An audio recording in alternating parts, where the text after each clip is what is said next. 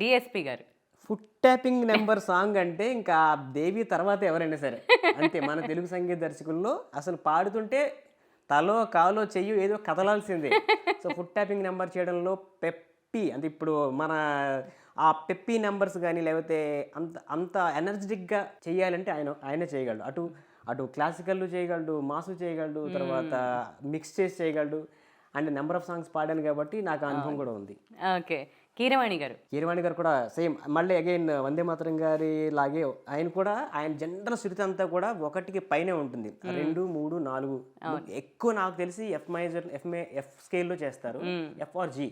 So ఆ తారాస్థాయిలో చేసినప్పుడు కూడా ఎంతో మెలోడియస్గా చేసేటటువంటి అద్భుతమైనటువంటి సంగీత విజ్ఞాని తమన్ గారు.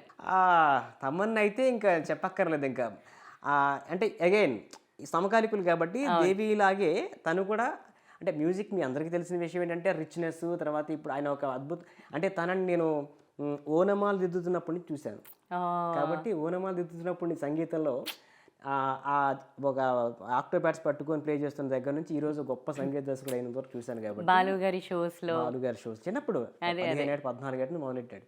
సో చూస్తున్నారు కాబట్టి తను నేర్చుకున్న పద్ధతి, తను ఇంప్రూవ్ అయిన పద్ధతి చాలా ఇష్టం నాకు. మంచి ఎనర్జెటిక్ మ్యూజిక్ డైరెక్టర్.